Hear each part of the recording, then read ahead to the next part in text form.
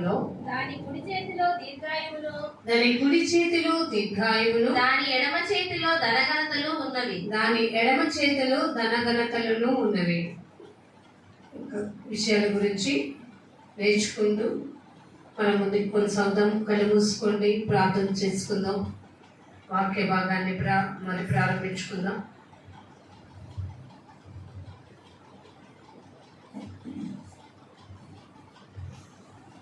ప్రేమ నమ్మకము కలిగిన మా ప్రియమైన పరలోకపు తండ్రి, యేసయ్యా మీకు వందనాలు చెల్లిస్తున్నాం.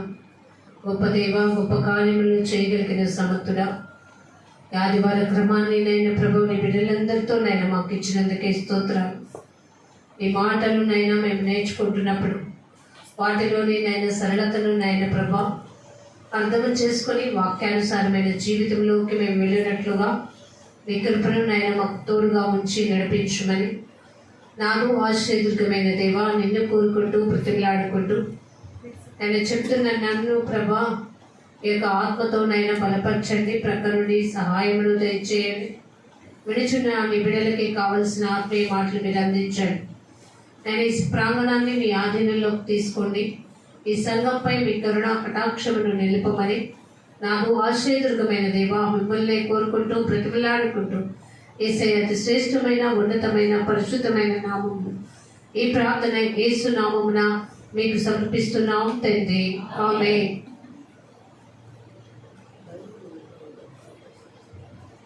సామెతల గ్రంథము 3వ అధ్యాయంలో దేవుని వాక్యము మనకి గనక మనం నేర్చుకున్నట్లయితే 16వ వచనంలో అంటాడు, దాని కుడి చేతిలో దీర్ఘాయువు, ఎడమ చేతిలో ధనఘనతలు ఉన్నవి. కానీ దానికంటే మనం వాక్యమని ఎలా వెతకాలి అనేది 14 నుంచి మనం చెప్పుకొస్తూ, వాక్యమునంట మనం ఎప్పుడు వెండిని సంపాదించుట కంటే జ్ఞానమును కాపాడుట, జ్ఞానాన్ని సంపాదించుకోవడానికి ప్రయాసపడటం మేలు. మనకి జ్ఞానము అంటే దేవుని యందు భయభక్తులు కలిగినటే జ్ఞానానికి మూలం. కృపా సత్య సంపూర్ణుడైన దేవుడు మన మధ్య శరీరధారియే వాక్య రూపంలో మన మధ్య నివాసం చేస్తున్నప్పుడు ఆ వాక్యాన్ని వింటున్న మనము దేవుని యందు ఎలా భయభక్తులు కలిగి ఉండాలో తెలుసుకోవడమే జ్ఞానానికి మూలం. అది సంపాదించుకునేవాడు మేలట. అంటే వెండి సంపాదించుకోవడానికి, బంగారం సంపాదించుకోవడానికి, మరి వజ్రాలు వాటికి వేల కొలది డబ్బు సంపాదించడం కంటే దేవుడిచ్చిన పరిశుద్ధ గ్రంథ లేఖన భాగంలోని మాటలు మన హృదయమందు ఉంచుకొని వాటిని అభ్యసించి వాక్యానుసారమైన అనుభవ జ్ఞానంలోకి మనం వెళ్ళగలిగినట్లయితే మనం మేలు పొందుకునే జీవితంలోకి వెళ్తామంటాడు. అలాగే ఇంకొక మాట అంటాడు కదా, అపరంజి అంటే బంగారం సంపాదించుకోవటం కంటే దేవుని వాక్యం వల్ల వచ్చే ఆ జ్ఞాన లాభము పొందుకోవడం మేలు. అదే అంటారు కింద, పగడముల కంటే కూడా అది అతి ప్రియమైనది. నీ ఇష్ట వస్తువులన్నీ దానితో ఏమవు, మళ్ళీ చదువుదామా ఆయన, పగడముల కంటే అది ప్రియమైనది, నీ ఇష్ట వస్తువులన్నీ దానితో. మనము చక్కగా బైబిల్ పట్టుకొని, బైబిల్తో పాటు ఏం పట్టుకొని వచ్చారు చెప్పండి. ఎంత బైబిల్ అన్నకి ఎంత పడితే అమ్మో అనుకోరేమో, ఇది పడితే ఏంటంట, ఎందుకంటే ఇది కొంటే 100 రూపాయలు 150, కానీ దీనిలోని విలువ తీసుకుంటే ఎంత లాభ సాధకమో అది జ్ఞానవంతుడికే తెలుస్తుంది. కానీ ఇది నువ్వు ఏ 16,000 ఏ 20,000 10,000 పెట్టు కొంటావు, కానీ కొన్న నీవు ఒకసారి కింద పడి అది కనుక డిస్ప్లే అయిపోతే ఎంత పెట్టాలి, 2 నుంచి 3,000. ఆ యొక్క మరి కొన్న దాన్ని బట్టి, వాడుతున్న దాన్ని బట్టి, దానికైతే ఎంత భద్రంగా పట్టుకొస్తావు. కానీ దేవుడు ఏమంటున్నాడు తెలుసా, దేవుని మాటలు హృదయమందు భద్రంగా దాచుకుంటే, దాన్ని సంపాదించుకుంటే, ఎందుకంటే ఇప్పుడు 16వ వచనంలో అంటారు, దాని కుడి చేతిలో ఏముందట, అవునండి, మన బ్రతుకు నిర్ణయములన్నీ దీర్ఘాయువు ఎలా వస్తుంది? భూలోకంలో ఉన్నప్పుడు దీర్ఘాయువా? భూలోకంలో ఉన్నప్పుడు నేను ఇన్ని సంవత్సరాలు బ్రతకగలను అని చెప్పేవారం ఎవరము కూడా లేదు. కానీ ఇది నీకు దీర్ఘాయువు ఎలా ఇస్తుంది? అసలు ఎలా సాధ్యం ఈ దీర్ఘాయువు? ఎందుకంటే నాకు తెలుసు ఈ దీర్ఘాయువు నేను మరణించిన తర్వాత కూడా నాకు జీవం ఇవ్వబోతుంది. 1 తిమోతి 4వ అధ్యాయం, తిమోతికి రాసిన మొదటి పత్రిక 4వ అధ్యాయం 8వ వచనం. శరీర సంబంధమైన సాధకము కొంచెము మట్టుకే ప్రయోజనకరమగును. కానీ దైవభక్తి ఇప్పటికీ జీవము విషయంలో అదండి, దైవభక్తి ఇప్పటికీ రాబోవు జీవం విషయంలోను వాగ్దానముతో కూడినదైనందున అది అన్ని విషయంలో ప్రయోజనకరము. అది అన్ని విషయాల్లో ఎలా కనపడుతుందట? అది దీర్ఘాయువు. ఎందుకంటే ప్రయోజనకరమైన దానిని నువ్వు సంపాదించుకున్నావు కాబట్టి ఈ ప్రయోజనకరమైన వాక్యము నీ హృదయంలోకి వెళ్ళినప్పుడు రాబో జీవ విషయంలో నువ్వు ఎలా సిద్ధపాటు కలిగి జీవించాలో, ఎలా మేలైన జీవితంలో ఉండాలో తెలుసుకుని ముందుకు కొనసాగలుగుతావు. కాబట్టి అది ఇప్పుడు రాబో తరము ఒక విషయంలో, అంటే నువ్వు మరణించిన తర్వాత కూడా ఇది నీకు జీవముతో కూడిన వాగ్దానం. ఆలోచించాలంటే దాన్ని పొందుకోవడానికి మనం ప్రయాసపడాలి. అలా మనకి దీర్ఘాయువు వస్తుంది. ఈ భూలోకంలో నీకు దీర్ఘాయువు కంటే పరలోకంలో కూడా దేవుడిచ్చే ఆ మేలొందిన జీవితంలో నువ్వు పొందుకోగలిగితే లాభం. మనకు తెలుసు కదా, కీర్తన 23:6 వచనంలో ఏమనుంది? కీర్తన 23:6, నేను బ్రతుకు దినములన్నీ కృపే. దేవుని కృప ద్వారానే నాకేం కలగబోతుంది? క్షేమము కలగబోతుంది. అందుకే కదండి ఉదయమునే మనం ఆయన కృప కోసం కనిపెట్టుకోవాలి, వెతకాలి. ఆ దేవుని కృప కోసం కనిపెట్టుకోవాలని జ్ఞానం దేని వల్ల వస్తుంది? పరిశుద్ధ గ్రంథ లేఖన భాగాల్ని చదవడం వల్ల, ఆ లేఖన భాగాల వివరణ నేను తెలుసుకోవడం వల్ల నేను ఉదయమే లేవాలి, తెల్లవారకు ముందే లేచి నా దేవునికి ప్రార్థించుకోవాలి, నా దేవుని అడగాలి, దేవా నీ కృపతో నన్ను కాపాడయ్యా, నీ కృపే నన్ను ఆదరించును, నీ కృపే నన్ను కాపాడును, నీ కృపే నాకు సర్వమును దయచేయనయ్యా అని నేను ఎప్పుడు కనుక అయితే దేవుణ్ణి వెంటాడతాను, అది తెలివితో జ్ఞానంతో నేను సంపాదించుకున్నాను, అది నాకు లాభసాధకం. దానికోసం మనం ఏం చేయాలి? ప్రయత్నం చేయాలి. అందుకే సామెతలు 3వ అధ్యాయం 2వ వచనంలో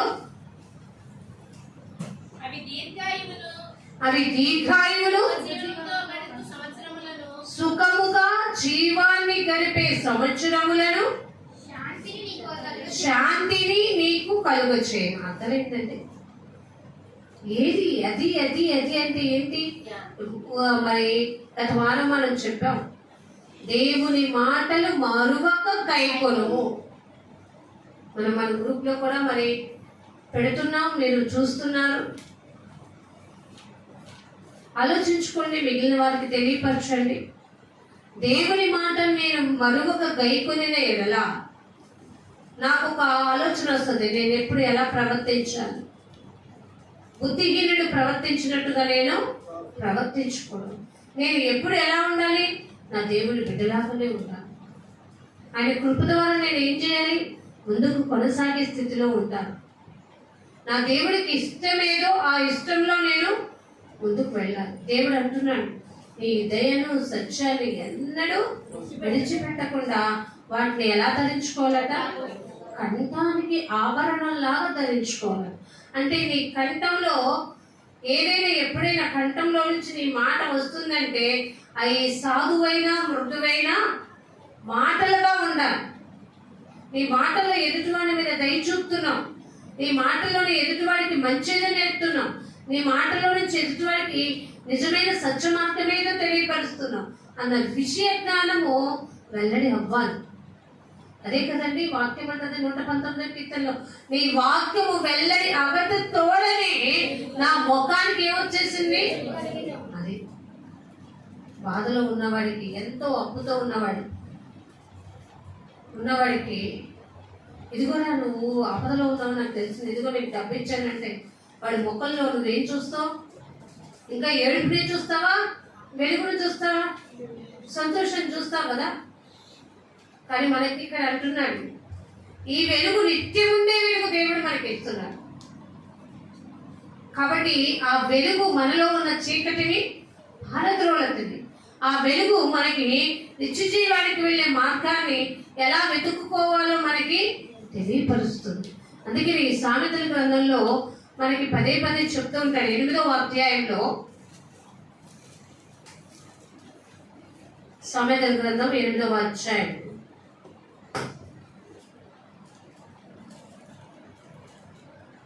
18వ వచనంలో మీరు 14లో 2వ వచనం చదివితే, జ్ఞానానికి ఆధారము నేనే, పరాక్రమము నాదే. అర్థమైందండి? జ్ఞానానికి ఆధారం ఎవరు? ఒక చదువుకునే పిల్లలకి ఆ సబ్జెక్ట్ రావాలంటే వాళ్ళకి ఆధారం ఏమవుతుంది?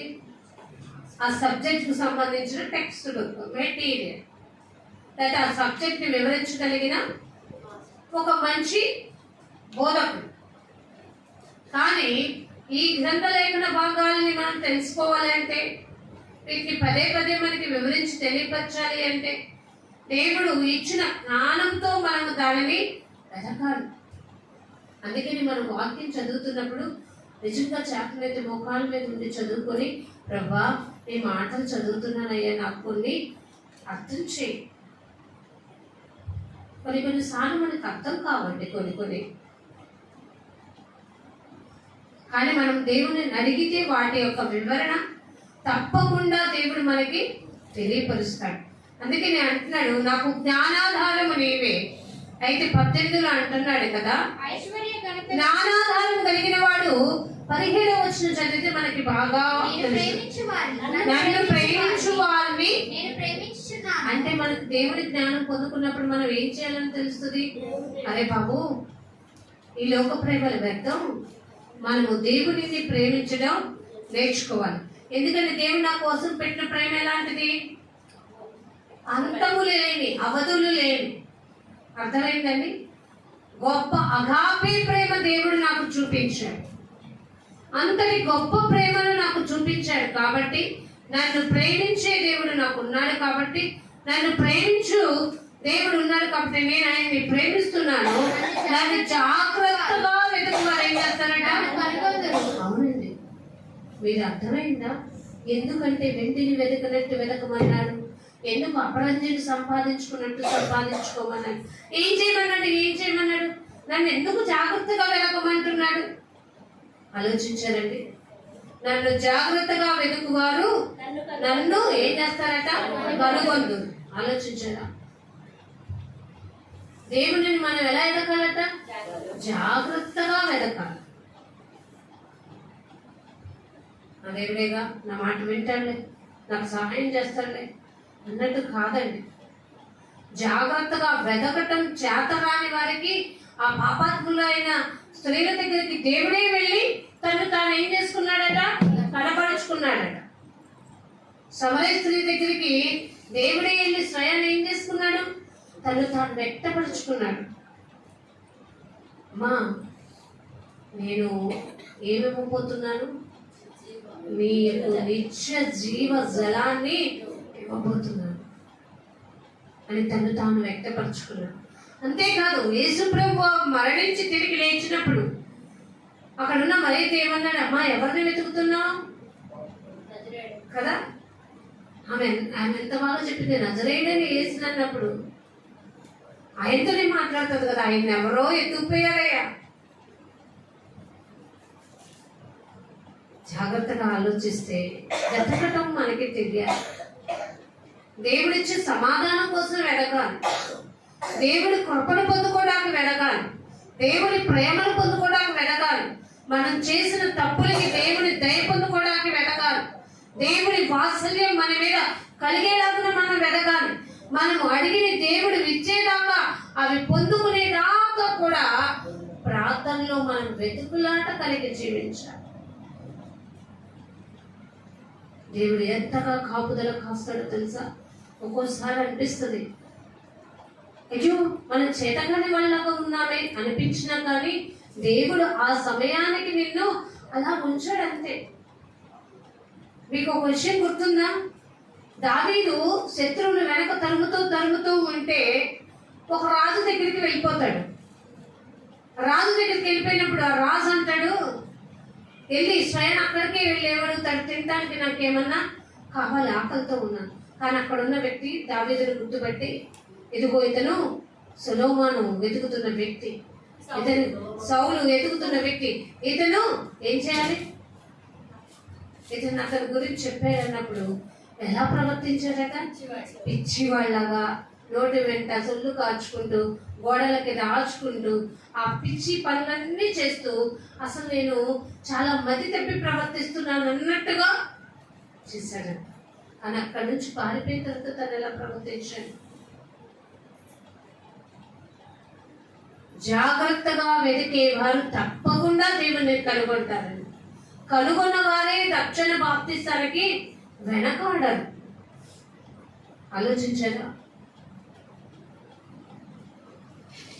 మనం ఏదైనా అనారోగ్య పరిస్థితి వచ్చినప్పుడు డాక్టర్ దగ్గరికి వెళ్ళినప్పుడు మనము ఏ లోపల అంతరంగంలో ఏ సమస్య ఉందో అది మనకి తెలియదు. కానీ బాహ్యంగా మనము ఆ యొక్క ఇబ్బందిని ఫేస్ అవుతున్నట్టుగా భరిస్తున్నప్పుడు డాక్టర్ కూడా ఏమంటాడు, అమ్మ నేను లోపల పరిశీలన చేయాలి, దాన్ని ఏమంటాడు, స్కాన్ చేయాలి, CT scan, MRI scan, X-ray ఇవన్నీ అయిపోయిన తర్వాత కానీ నేను నీకు ఏది అనేది చెప్పలేను.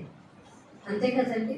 కానీ మన దేవుడు అంట హృదయ అంతరింద్రియాలని పరిశీలించి మనలో ఉన్న అంతరింద్రియంలో ఉన్న ఆ చెడు స్వభావాన్ని బయటికి లాగి, అయ్యో ఈ మనిషిగా ఉండాలి, మంచి స్వభావం కలిగి ఉండాలని మనల్ని దీవించి ఆశీర్వదించి మనల్ని ఏం చేస్తారంట, తన వైపుకి మనలో ఉన్న వస్తంతా తీసివేసి తన జ్ఞానముతో మనల్ని నింపుతాడట. ఆ జ్ఞానం పొందుకోవాలి మనం. అందుకని ఇక్కడ అంటాడు 18లో, ఐశ్వర్యకరతలు స్థిరమైన కలిమియు నీతియు నా యొద్ద ఉన్నవి. అర్థమైందండి? అంటూ కిందేమంటాడు తెలుసా, నేను మీ బంగారు కంటేను అపరంజి కంటేను నా వలన, అంటే నేను ఇచ్చేది పొందుకోవటం వల్ల మీకు ఏం దొరుకుతుంది అంటాడు, ఫలం దొరుకుతుంది, మంచి జరుగుద్ది. ప్రశస్తమైన వెండి కంటే కూడా నా వలన వచ్చు పడి ఎలాంటిది అంటున్నాడంటే గొప్పది. దేవా నీ వలన మాకేమొస్తుందంటే నన్ను ప్రేమించు వారిని నేను ఆస్తికర్తలుగా చేయబోతున్నాను. నన్ను ప్రేమించు వారిని శత్రువుల ప్రాణముల నుండి నేను విడిపిస్తాను. నన్ను ప్రేమించు వారిని నేను ఎన్నడూ కూడా విడిచిపెట్టు వాడిని కాదు. ఈ మాటలన్నీ మనకి ఎక్కడ దొరుకుతాయి? మనము పరిశుద్ధ గ్రంథ లేఖన భాగాన్ని విన్నప్పుడు, ఆ జ్ఞానాన్ని సంపాదించుకున్నప్పుడు, నేను నా దేవునికి ఇలా మొరపెట్టడం చేసిన నా బ్రతుకు బాగుంటది అని. ఎందుకు ఇవి ఇలా చేయమంటున్నాడంటే సామెతలు 3లోనే 21వ వచనం, ఇక్కడ జ్ఞానం యొక్క మార్గదర్శకత్వం ఎలా ఉంటుందో తెలియపరుస్తూ, నా కుమారుడా లెస్స అయిన జ్ఞానమును వివేచమును అర్థమైందండి. అందుకనే వాక్యమును నీ హృదయం అందు ఏం చేసుకోమన్నాడు, భద్రపరచుకోమన్నాడు. ఎందుకో తెలుసా? వాక్యం ఎల్లప్పుడూ నీ హృదయమును నీ నోటన ఉండాలి. ఎప్పుడైతే వాక్యము నీ హృదయంలో నీ నోట ఉందో అప్పుడు నువ్వు చెడికి అవకాశము ఇవ్వు. ఎప్పుడైతే వాక్యము నీ హృదయంలో భద్రపరచబడి ఉందో అపవాది తంత్రములకు నువ్వేమేమో అవకాశం ఇవ్వు. వాక్యం అనే ఖడ్గం మనలో ఎప్పుడు ఏం చేస్తూ ఉంటది? పోరాడుతూ ఉంటుంది. నీతిగా ఎలా ఉండాలి, సమాధానంగా ఎలా ఉండాలి, యథార్థతతో ఎలా నేర్చుకోవాలి, ఎప్పుడు మనకంటే అవి బోధ చేస్తూనే ఉంటాయంట. జాగ్రత్తగా బ్రతకగలగాలి. అందుకనే ఇక్కడ చెప్పాడు కదండి, వాటిని నీ కన్నుల ఎదుట నుండి ఎప్పుడు తొలగిపోయి. అందుకనే పాత నిబంధన గ్రంథంలో మన ఇశ్రాయేలు వారు ఆ వాక్య లేఖన భాగాలను ఎక్కడెక్కడ రాసుకున్నారట? అతనిగా నొసటి మీద, కన్నులెప్పల మీద, ద్వారబంధముల మీద. వాళ్ళు తిరిగే ప్రతి స్థలమందు కూడా వాటిని ఏం చేసుకున్నారు? ఎందుకంటే నేను ఎప్పుడు ఏం మర్చిపోకూడదు, ఆలోచించదండి. ఎప్పుడు ఏది చూసినా నా మెదడులో, నా కన్ను లేక దేవుని వాక్యమే స్మరణకు తెచ్చుకోవాలి. అదే నన్ను బాగు చేస్తుంది.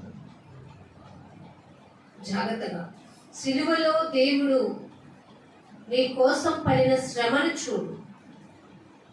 అంతేకాని సిలువను మోసిన ఆ భారాన్ని కంటే ఆయన మన కోసం పడిన ఆ సిలువ శ్రమ చాలా విలువైంది. వెళ్తూ వెళ్తూ కూడా దేవుడు చెప్పింది మాట అదే, యెరూషలేము కుమార్తెలారా, నా నిమిత్తము కాదు, మీ యొక్క జీవితాల నిమిత్తం, మీ పిల్లల యొక్క జీవితాల నిమిత్తం మీరు ఏడవండి.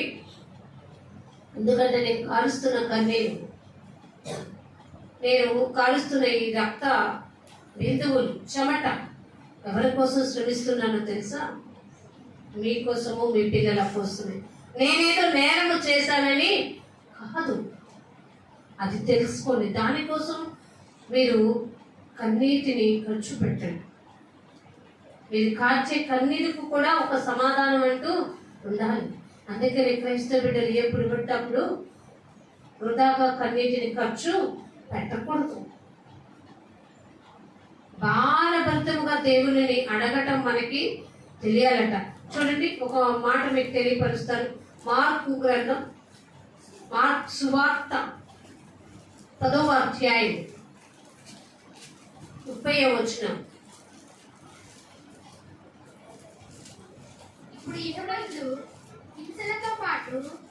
ఇప్పుడు ఇహమందు హింసలతో పాటు నూరంతలుగా ఇండ్లను, అన్నదమ్ములను, అక్క చెల్లెండ్లను, తల్లులను, పిల్లలను, భూములను రాబోవు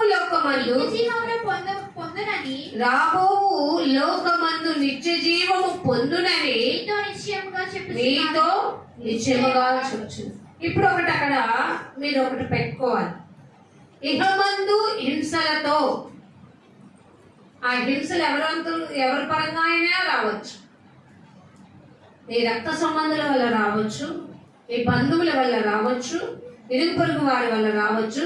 నువ్వు వెళ్తున్న ప్రతి ప్లేస్ లో హింసలతో కూడినవి ఇహమందు అంటే ఈ లోకమందు రావచ్చు. అయినా కానీ లాస్ట్ లైన్, రాబో లోకమందు. ఏ లోకముందు? రాబోయే లోకం ఇంకోటి ఉందా? తెలుసా అండి? పరలోకం, నిత్య జీవం, మోక్ష భాగ్యం. రాబో కాలమందు నిత్య జీవమును పొందునని ఎక్కడ ఊరికే వచ్చేస్తుందా నిత్య జీవం? ఇహమందు నీవు క్రీస్తు కోసం శ్రమలను, హింసలను నువ్వు తట్టుకోగలిగితే అప్పుడు రాబో కాలమందు నువ్వు ఏం చేస్తావట? అంతెందుకని మీకు ఒక మాట చెప్తా. ఏమంటారు పిల్లలు చదివేటప్పుడు? అదే ఇప్పుడు కష్టపడితేనే రేపు నువ్వేమంటావు? ప్రతి మనిషికి అంటే ఒకటి తెలియాలి, ఇప్పుడు ఉన్న సమయాన్ని నేను సరిగా సద్వినియోగపరచుకోగలిగితే తర్వాత సమయమందు నేను సుఖముగా ఉంటాను. కాబట్టి ఈ సమయాన్ని దేవుడు మనకు కూడా చెప్పాడు. ఎఫెసీ 5:15 దినములు చెడ్డవిగా ఉండగా మీరు సమయమును ఏం చేసుకోవాలి? ఉపయోగించుకోవాలి. తెలిసిన మనమే ఉపయోగించుకోవట్లా, సరైన పనికి దాన్ని ఉపయోగించట్లా. క్రీస్తు నిమిత్తము ఇహలోకమందును శ్రమలైన, కష్టాలైన, హింసలైన భరిస్తూ నీ తోటి వారందరినీ వదులుకున్నా నీకు ఈ లోకంలో కష్టం అనిపించవచ్చు. కానీ దేవుని కోసం ఏదైతే త్యాగం చేశావో రాబో కాలం మందు నిత్య జీవాన్ని నువ్వు డెఫినెట్ గా పొందుకోగలుగుతావంట. దేవుడికి స్తోత్రం చెప్తామా? ఆలోచించండి. జాగ్రత్తగా మనం దేవుడి యొక్క బాటలో వెళ్ళిపోవాలి. దేవుడు చెప్పే మాటలు కొన్ని మీకు అనుసరించడానికి కష్టతరంగా మారచ్చు, కానీ ఆచరణలో కనుక పెట్టుకొని వాటిని అవలంబించడం నేర్చుకుంటే డెఫినెట్గా దేవుడు ఆ ఇచ్చే నిత్య జీవానికి మనము వారసులం కాబోతాం. 2 కొరింథీయులకు రాసిన పత్రికలో ఒక మాట చాలా మంచిగా మనకి తెలియపరుస్తుంది. 6వ అధ్యాయంలో పౌలు గారు చెప్తూ ఉంటారు. 6వ అధ్యాయము 10వ వచనంలో పరిచారకులమై ఉండి ఘనత వలనను సుకీర్తి దుష్కీర్తి వలనను దేవుని పరిచారకులమై ఉంది. అర్థమైందండి? మీకు కొన్ని చోట్ల ఘనత రావచ్చు, కొన్ని చోట్ల అర్థమైందా? కానీ నువ్వు ఎప్పుడు ఎలా ఉండాలి? దేవుని పని చేసేవాడిగానే ఉంటాయి. అన్ని స్థితులలోనూ మమ్మల్ని మేమే మెప్పించుకొనుచున్నాము. మేము మోసగాండ్రై ఉన్నట్టు సత్యవంతులము తెలియబడని వారమైనట్టుండి బాగుగా తెలియబడని వారము చనిపోవుచున్న వారమైనట్లుండి ఇదిగో బ్రతుకుచున్నా. ఇదెట్లా? క్రీస్తు యేసునందున్న వారికి ఏ జీవం? మీకు అర్థమైందా? ఇప్పుడు మనం చనిపోయినట్టు వారుగా ఉంటాం, కానీ క్రీస్తులో ఉన్న మనకి ఏమవుతుందట? నిత్య జీవం వస్తుందట. చనిపోయిన వారినట్టుగా ఉంటాము, కానీ బ్రతికింపబడతాం.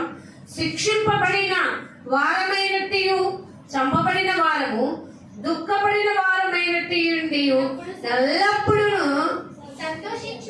సంతోషం ఎక్కడ ఉంటుంది? అసలు ఇంట్లో ఉంటుందండి ఎల్లప్పుడూ సంతోషం. నువ్వు ఇంట్లో ఏమంటావు తెలుసా? అబ్బబ్బో ఇక్కడికి వెళ్తామంటే ఆఫీస్కి వెళ్తామే భయం, ఇక్కడికి వెళ్తాం కంటే ఎక్కడ ఉంటాం నయం అనుకుంటావు.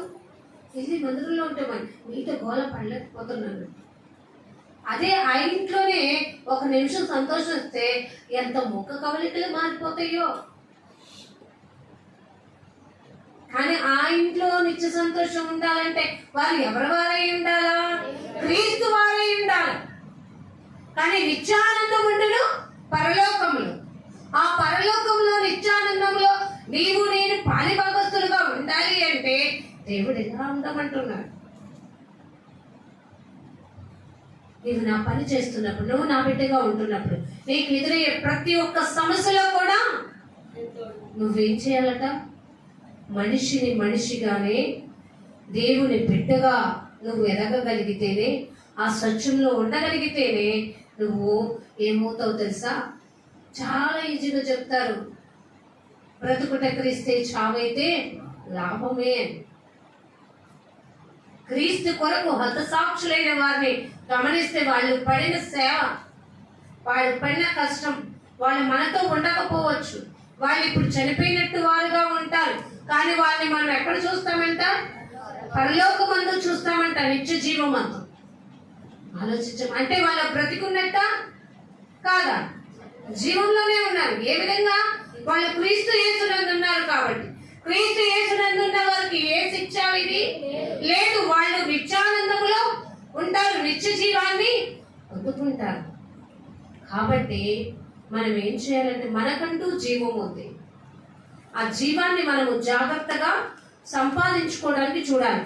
అదే సామెతలు 3లో మనకు ఆ మాటలు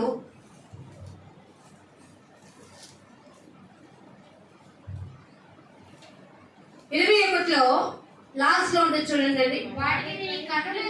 కన్నుల ఎదుట నుండి తొలగిపోని మాకు అవి నీకు జీవముగాను నీ మెడకు అలంకారముగాను ఉన్నను. ఎలా ఉంటాయండి? జీవముగా ఉంటాయి. ఇంకా 17, 18 లాస్ట్ లో ఉంటుంది చూడండి. అవలంబించు వారికి అది ఏంటంటే ఏ వృక్షం అంట? అర్థమైందండి? చాలా మంది అంటారు, ఏరా డబ్బులు అలా తెస్తున్నావు ఇంట్లో ఏమన్నా ఏముంది? నిజంగా ఉంటుందా అండి? ఉండదు కదా. కానీ మనం ఏ ప్లాంట్ పెంచుతాం ఇంట్లో? అబ్బో ఎంత గొప్ప అది ఇంటి డబ్బులు వచ్చేస్తుందా మనకి? రాదు. ఇప్పుడు మన పరిస్థితి కూడా అంతే. మనము క్రీస్తునందు నిరీక్షణ గలవారిగా ఉన్నాం. కానీ ఈ నిరీక్షణ మనల్ని ఏం చేయదో తెలుసా? సిగ్గుపరచదు.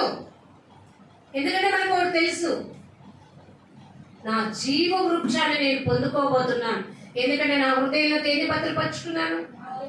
వాక్యాన్ని భద్రపరుచుకున్నాను. నేను ఎవరిపై ఆధారపడ్డాను? 26వ వచనం అదే మాట్లాడతారు చూడండి. యెహోవా నీకు ఆధారమగును. యెహోవా నీకు ఆధారమగును. నీ కాలు చిక్కులు పడకుండానట్లు ఆయన నిన్ను అర్థమైందండి. జ్ఞానము గలవాడు దేన్ని ఆధారం చేసుకుంటాడు? తన బలాన్ని ఆధారం చేసుకోడు, జ్ఞానాన్ని ఆధారం చేసుకోడు, డబ్బును ఆధారం చేసుకోడు, తన పరపతిని కూడా ఆధారము చేసుకోడు. జ్ఞానము గలవాడు ఒకటే ఆధారం చేసుకుంటాడు. యెహోవా నీకు ఆధారమైనప్పుడు నీ కాలు చిక్కులు పడకుండానట్లు దేవుడే నిన్ను కాపాడు. నీ ఆయుష్ తరిగిపోనంత వరకు దేవుడికి నీవు ఈ భూలోకంలో నీ ఆయుష్ ఎలా అయిపోవడం దేవుడు రాసి పెట్టున్నాడు, అది అలానే అయిపోతుంది. ఆలోచించారా అండి? నాకు తెలుసు కదండి, పాస్టర్ గారు పగడాల ప్రవీణ్ కుమార్ గారి విషయంలో జరిగినది. ఎంత మంచి వ్యక్తిత్వం కలిగిన వ్యక్తి, దేవుని మాటలు బోధిస్తూ బోధిస్తూ పరిచర్య చేస్తూ చేస్తూ, కానీ బోధించింది ఒకటే, ఎప్పుడైనా నా రాజు నాకున్నాడు కాబట్టి నన్ను బెదిరించు వారికి నేను భయపడను. ఈ లోకంలో హింసించబడ్డాడు, ఈ లోకంలో అపకీర్తి పాలయ్యాడు, కానీ తనకి ఘనత కీర్తి ఎక్కడ కలగబోతుంది? నిత్యానందం ఎక్కడ కలగబోతుంది? మనం అనుకుంటాం, అయ్యో కుటుంబాన్ని వదిలిపెట్టేయారే. మనకి ఎప్పటికైనా, మనకి ఈ భూలోకంలో ఎప్పటికైనా మరణం అనేది ఉంది. కానీ మరణించే లోపే మనం ఎవరు సాక్షులుగా ఉండాలి? అర్థమైందండి? మనం ఎవరు రాయబారులు? క్రీస్తు రాయబారులు. అది మనం మరవకూడదు. క్రీస్తు సైనికుడు పోరాడాలి, అలసిపోకూడదు. జట్టి అయిన వాడు పోరాడినప్పుడు వాడు ఎలా పోరాడాలి? వాక్యం అనే నియమ ప్రకారమే పోరాడాలి. పోరాడుతూ పోరాడుతూ తన తనువు చాలిస్తే వాడు నిత్యానందము పరలోకంలో. ఆలోచించారండి? అందుకే నేను ఎప్పుడూ కూడా మనకి చెప్తున్నది ఒక్కటే, మీరు గుర్తుంచుకోవాల్సింది ఒకటే. ఏప్రిల్ రాసిన పత్రిక 10వ అధ్యాయం 35వ వచనం. కాబట్టి మీ ధైర్యమును విడిచిపెట్టకుడి. ప్రతిఫలముగా అసలు ఏం విడిచిపెట్టద్దండి? ఎందుకంటే దేవుడు మనకి ధైర్యాత్మనిచ్చాడా, ప్రీత్యాత్మనిచ్చాడా? కానీ తిమోతిలో మనకు చెప్తాడు కదా, దేవుడు శక్తియు ప్రేమయు ఇంద్రియ నిగ్రహము గల ఆత్మనే ఇచ్చాడు, కానీ పిరికాత్మలు ఇయ్యలేదు. కాబట్టి మీరు మీ ధైర్యాన్ని విడిచిపెట్టకుడి, దానికి ప్రతిఫలముగా గొప్ప బహుమానము కలుగును. ఆలోచించారా? ప్రవీణ్ గారికి రాసి పెట్టలేదా? బ్రదర్ ప్రవీణ్ గారు అక్కడ గొప్ప బహుమానం పొందుకోరా? క్రైస్తవ బిడ్డలు హింసలు పొందుట దేవునికి ఇష్టమైతే, దేవుడు అన్నాడు కదా, నా నీతి నిమిత్తం జనులు మిమ్మల్ని హింసించి శిక్షించి మీ మీద అబద్ధముగా చెడ్డ మాటలల్లా పలికినప్పుడు ఈ లోక మనుషుల్లో మీరు చెడ్డవారు అవ్వచ్చు, కానీ నా దృష్టిలో మీరు ధన్యులు. ఆయన బిడ్డలు అలాగే ఉండాలి.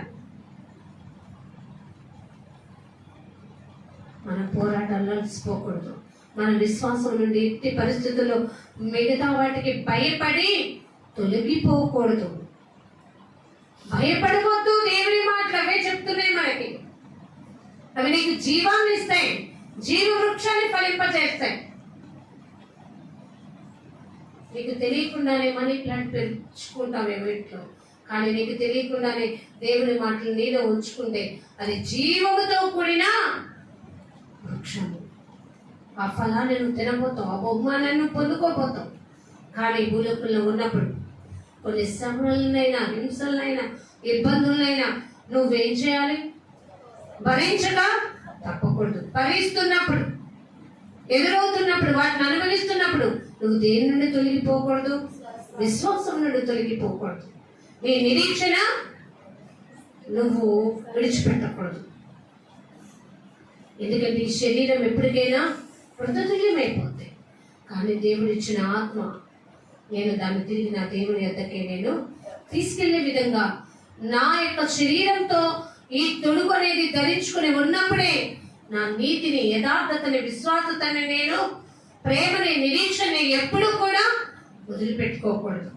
మనం కలిగి ఉండాల్సిందే. అందుకే మనం ఆధారం డబ్బు కాదండి. యెహోవా నీకు ఆధారమగునప్పుడు నువ్వు నీ కాలు చిక్కుపడకుండా దేవుడే నిన్ను కాపాడతాడు. వండర్ఫుల్ మాట. షడ్రక్, మేషక్, అబేద్నెగోలకి పెద్ద అగ్నిగుండము తీసుకొచ్చి ముందు పెట్టినప్పుడు రాజు ఆజ్ఞ పత్రిక వేసి, ఇదిగో మొక్కపోతే మేము ఊరుకోము, నేను చంపేస్తామన్నప్పుడు, రాజా మా దేవుడు ఒకవేళ మమ్మల్ని రక్షించకపోయినను సరే, మేము మాత్రం నీ విగ్రహానికి అంటే వాళ్ళ నిరీక్షణ వాళ్ళని సిగ్గుపరిచిందా? వాళ్ళు ఆ పరిస్థితికి భయపడిపోయి దేవుని యొక్క క్రీస్తు బిడ్డను కాదు అని చెప్పుకున్నారా? విశ్వాసం నుండి తొలగిపోయారా? ఆలోచించండి. ఈ లోకంలో కనపడేవి, వినపడే వాటికి మీరు భయపడవద్దు. మనము దేవుని బిడ్డలం, దేవుని సాధకులం. ఆయన సాక్షులుగా మనం ఈ లోకంలో జీవించడం మనకు తెలియాలి. పేతురు రాసిన మొదటి పత్రిక ఫాస్ట్గా 3వ అధ్యాయం 6వ వచనం. ఆ ప్రకారము శారా అబ్రహాముని యజమానుడని పిలుచుచు అతనికి లోబడి ఉండెను. మీరును యోగ్యముగా నడుచుకొనుచు. ఇదండి మనకు కావాల్సింది. మీరును యోగ్యముగా పరిస్థితులకు భయపడక యోగ్యులుగా నడుచుకొనుచు. ఏ భయమునకు బెదరకై ఉన్నాడు. అర్థమైందండి? ఏ భయమునికి కూడా మీరు బెదరకై ఉన్న ఎడల ఆమెకు పిల్లలగుదురు. ఎవరికి పిల్లలు అవ్వాలని ఆశ ఉందా? ఆమె పరిస్థితులకు భయపడలేదు. మనము కూడా దేనికి భయపడకూడదట? ఈ లోకంలో కలుగుతున్న వాటిని, వింటున్న వాటిని, చూస్తున్న వాటిని, మనం అనుభవిస్తున్న వాటి గురించి మనము భయపడి ఈ యొక్క మార్గాన్ని అనుసరించకూడదు. ఎందుకంటే నీకు దీర్ఘాయువు దేవుని చేతిలోనే ఉంది, నీకు ఐశ్వర్య ఘనతలు దేవుని చేతిలోనే ఉంది. నువ్వు ఏమీ లేనట్టు వాడిగా ఉంటావు, కానీ అన్నిటినీ అనుభవించగలుగుతావు. ద వండర్ఫుల్ మాటలు కదండి. 2 కొరింథీ 6:10. ఏమీ లేనట్టు వాడిగానే ఉంటావు, కానీ సమస్తాన్ని అనుభవించే స్థితిలోకి వెళ్తావంట. చనిపోయినట్టుగానే ఉంటావు, కానీ చనిపోని ఆ జీవాన్ని పొందుకునే స్థితిలో ఉంటావంట. మనం పొందుకోగలగాలి. ఎవరిలో చూసినప్పుడు కాదు, క్రీస్తుని పోలి నడుచుకో. క్రీస్తు లోకములకు వచ్చిన ఎన్ని శ్రమలు, ఎన్ని అవమానాలు, ఎన్ని ఎదురు దెబ్బలు, ఎన్ని ప్రక్కనే ఉండి ఎంతగా హింస పెట్టారు, ఎంతగా మోసపరిచారు. కానీ దేవుడు తండ్రి మాటను నెరవేర్చకుండా, తండ్రి నా వల్ల కాదు, నా వల్ల కాదు అని అనలేదు కదా. మనం కూడా అంతే. మన పనులు చేసుకోవడానికి రాలా, మన స్వప్రయోజనం కోసం రాలా, దేవుని పని కొరకు మనం ఉపయోగపడే పాత్రలుగా ఉండడానికి ఈ లోకానికి వచ్చాం. కాబట్టి యోగ్యమైన పాత్రలుగా ఆయన కొరకు మనల్ని మనము సమర్పించుకునే వారిగా ఉండడం మనకు చేతనైనప్పుడు మనం ఆయన సాక్షులుగా ఉంటామంట. సామెతల గ్రంథము 3వ అధ్యాయంలో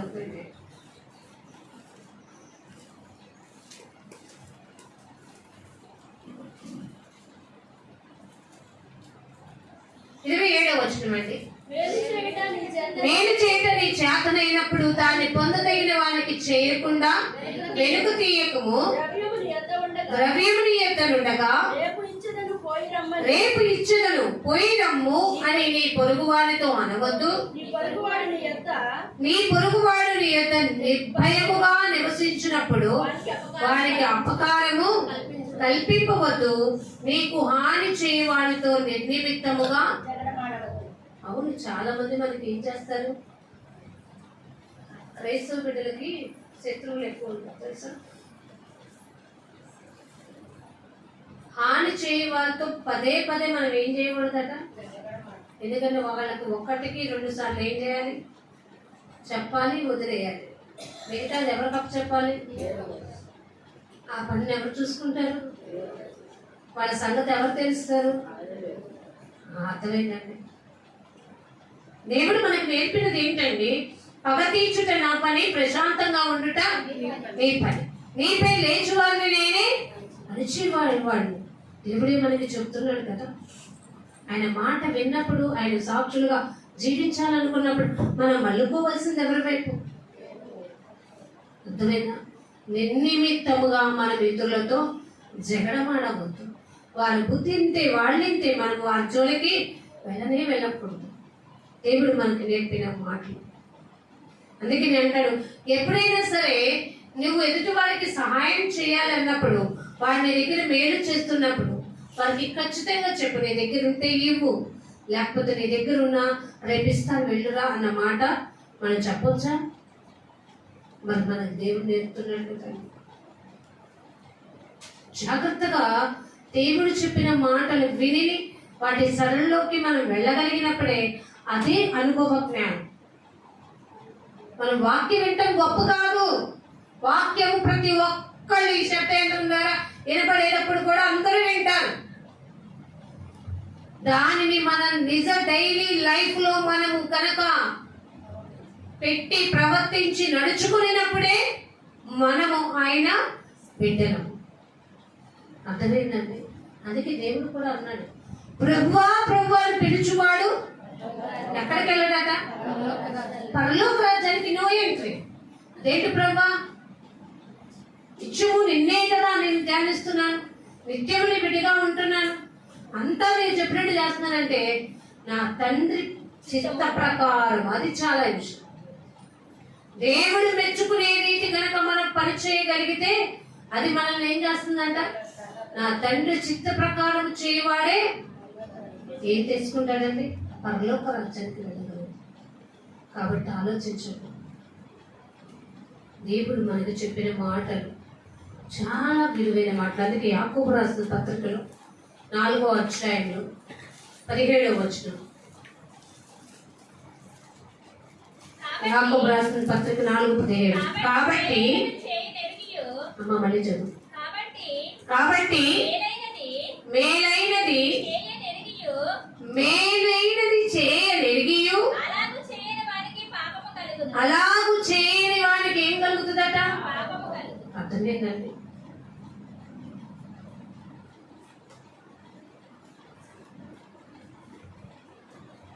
ఇప్పుడు మనము మేలే చేయాలి కదా. దేవుడు మనకి ఏం చెప్పాడు? మేలే చేయండి కానీ కీడు చేయొద్దు అన్నాడు. మేలు చెయ్యాలని నీకు తెలుసు కూడా మేలు చేయకుండా కీడు చేసావనుకో ఏమైందట? తిరిగి అది ఏమైతే మన అకౌంట్లోకి ఎక్కడ చేరింది? పాపపు అకౌంట్ అని ఒకటి ఉండదు చూసావా? ఆ అకౌంట్లో చేరు. కాబట్టి మనం ఎప్పుడైనా మంచి చేయాలి కానీ కీడు మాత్రం శత్రువుకైనా ఏం చేయమన్నాడు? అందుకే యేసు ప్రభు వారు తిరిగి వచ్చినప్పుడు, పునరుద్ధానుడై తిరిగి వచ్చినప్పుడు శిష్యులందరికీ ఏం చేశారు? కనపరుచుకున్నారా లేదా? అంతేగాని ఇదిగో నన్ను అప్పచెప్పిన వాడు ఇస్కరియోతు యూదా అని చెప్పాడా అండి? ఆలోచించారు. వాడు ఎక్కడున్నాడో పట్టుకోండి, మీరు ఏం చేస్తున్నారు ఇంకా మీకు తెలియలేదా అని అన్నారా? అనలేదు కదా. ఎందుకంటే వాడి శిక్ష వాడు అనుభవిస్తాడు. మనం ఇతరులకు ఎప్పుడు మేలే చేయాలి, కీడు తలపెట్టనే కూడదు.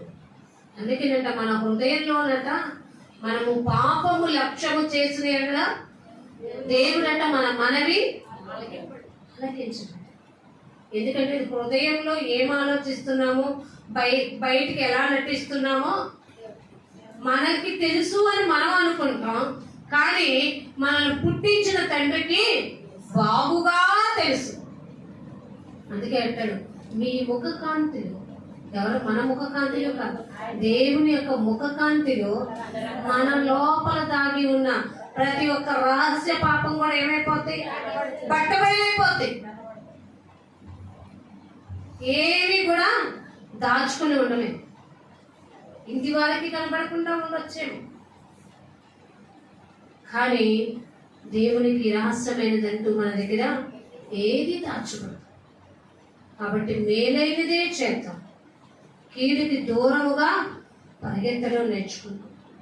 మనకి కీడు చేయమని నేర్పించేది ఎవరో తెలుసా? అపవాది. పదే పదే చెప్తుంది, నీ మీద నువ్వు రివెంజ్ తీర్చుకో, వదిలిపెట్టమాకు అస్సలు. కానీ క్షమించు అని ఏం చెప్తుందో తెలుసా? ఆలోచించాను. దేవుడు మనకు నేర్పిన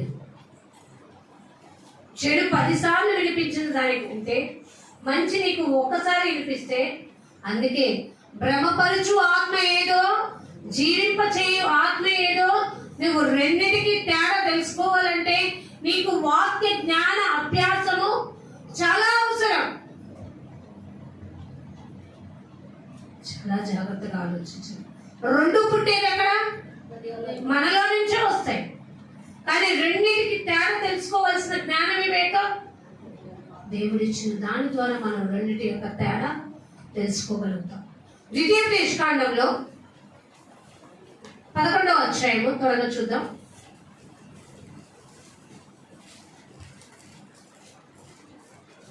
ద్వితీయోపదేశకాండం 11వ అధ్యాయము 26వ వచనం. చూడుడి నేడు నేను మీ ఎదుట దీవెనను శాపమును పెట్టుచున్నాను. ఏంటంటే దేవుడు మన ఎదుట ఏమేమి పెడుతున్నాడట? దీవెనని శాపాన్ని రెండు పెడుతున్నాడట. నేను మీకు ఆజ్ఞాపించు మీ దేవుడైన యెహోవా ఆజ్ఞలను మీరు వినిన ఎడల, అది అండర్లైన్ చేసుకోండి. నేను ఆజ్ఞాపించిన మాటల్ని మీరు వింటే దీవెన. వింటే, అందుకే కదండి ఆత్మ చెప్పుచున్న మాట వినాలి. మనకి వినడం ఎంత జాగ్రత్తగా వినమన్నారో ఆలోచించు. దేవుని ఆజ్ఞపూరితమైన మాటలు మనం వింటేనే మనకు దీవెన.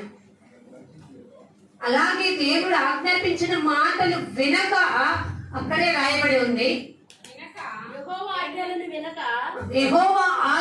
వినక నేడు మీకు ఆజ్ఞాపించు మార్గమును విడిచి మీరు ఏ ఎరుగని ఇతర దేవతలను అనుసరించిన ఎడల శాపము మీకు కలుగును. మీకు ఏం కావాలి? అదే సామెతలు 3:30లో అదే మాట అంటాడు. నేను ఎవరెవరికి ఎలాంటి నివాస స్థలము, ఎవరెవరు ఏం తెచ్చుకుంటారంటూ భక్తిహీనుల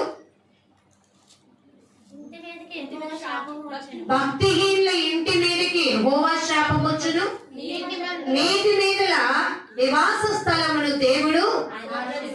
ఆలోచించవా?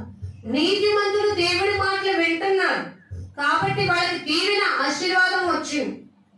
భక్తిహీనులు దేవుని మాటల్ని త్రోసివేస్తున్నారు, విడిచిపెడుతున్నారు కాబట్టి వాళ్ళు ఏం తెచ్చుకుంటున్నారట? మరి నీకు ఏది కావాలి? ఇప్పుడు తెలిసిందా రెండింటికి జ్ఞానం? ఏది వినటం మంచిదో నీకు అర్థమైందా? ఏది గైకొనటం మంచిదో అర్థమవుతుందా? ఎందుకంటే జ్ఞానవంతుడు దాన్ని కావలసినంత తీసుకుంటాడట. ఏంటంటే నువ్వు ఆహారమైనా ఎంత తిన్నా అది వెక్కసం అయిపోతుంది. కానీ ఇది నువ్వు విన్నా కొద్దీ నీలో ఏం పెంచుతుందో తెలుసా? నిత్య జీవముతో కూడిన పదార్థాన్ని నీకు ఇస్తుంది. కాబట్టి నువ్వు ఒక్కటే చేయాలి, ఎప్పుడు ధైర్యంతో కూడుకొని, క్రీస్తు నందలి భయముతో కూడుకొని నువ్వు ఒక పని చేయాలి. యాకోబు రాసిన పత్రిక 4వ అధ్యాయంలో 6వ వచనంలో మనం చేయాల్సిన పనిని మనకు తెలియపరుస్తూ యాకోబు గారు ఎవరో తెలుసు కదండి. 4వ అధ్యాయము 6వ వచనంలో ఆయన ఎక్కువ కృపనిచ్చును,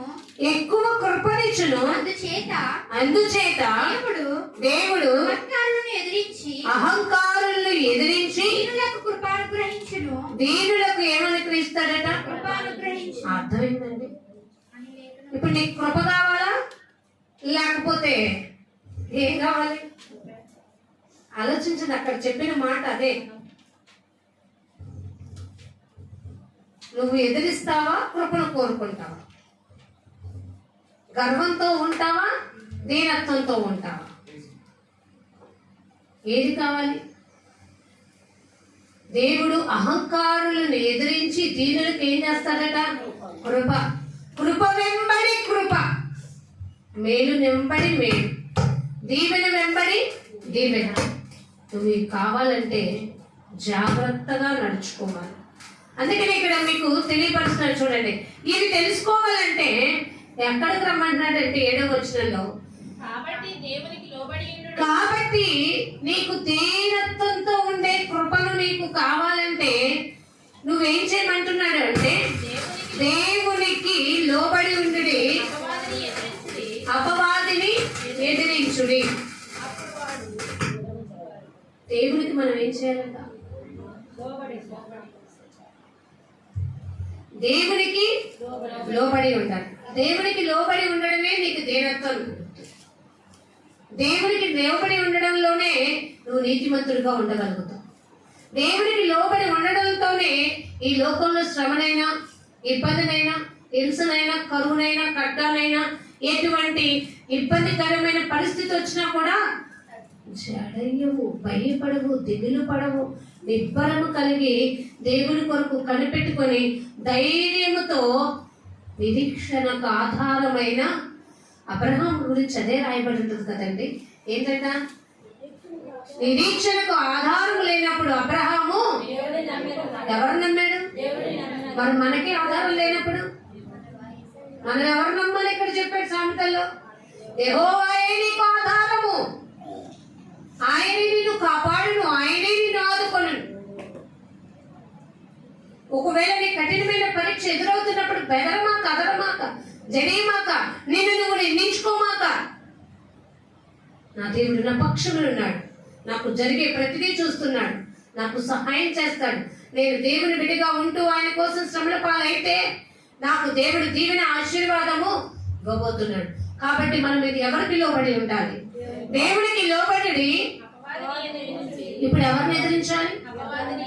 అపవాదిని ఎదిరించాలి. వారికి బెదరకూడదు, అపవాదికి చోటు ఇవ్వకూడదు.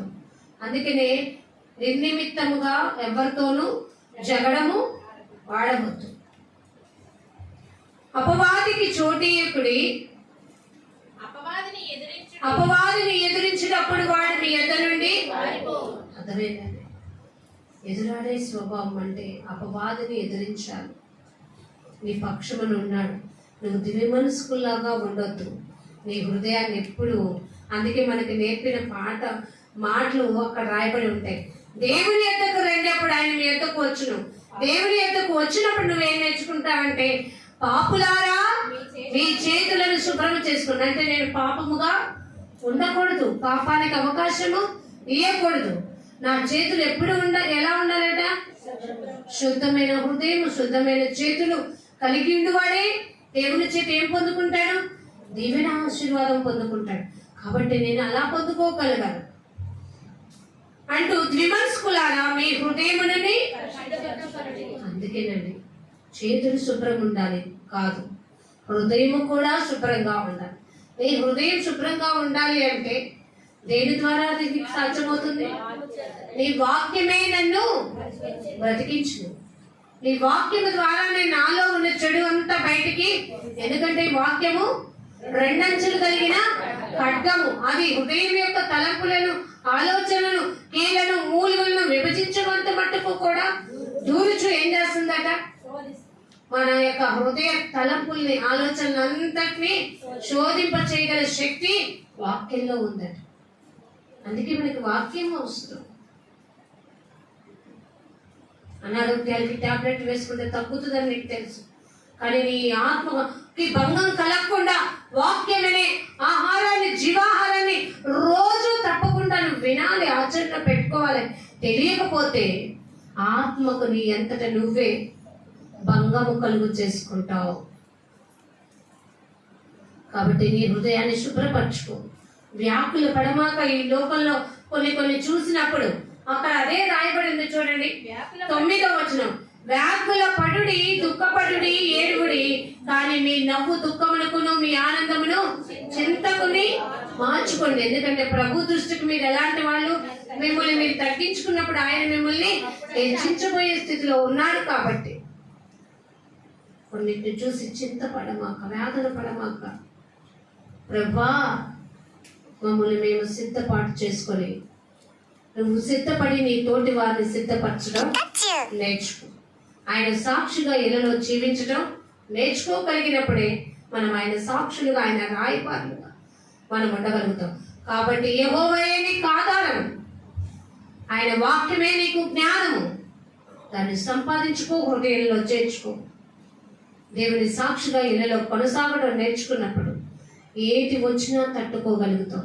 ఎందుకంటే నీకు ఒకటి తెలుసు, నాకు పరలోకంలో ఏమి ఇవ్వబోతున్నాడు దేవుడు, నేను నిత్య జీవనంలో ఏం పొందుకోబోతున్నాను.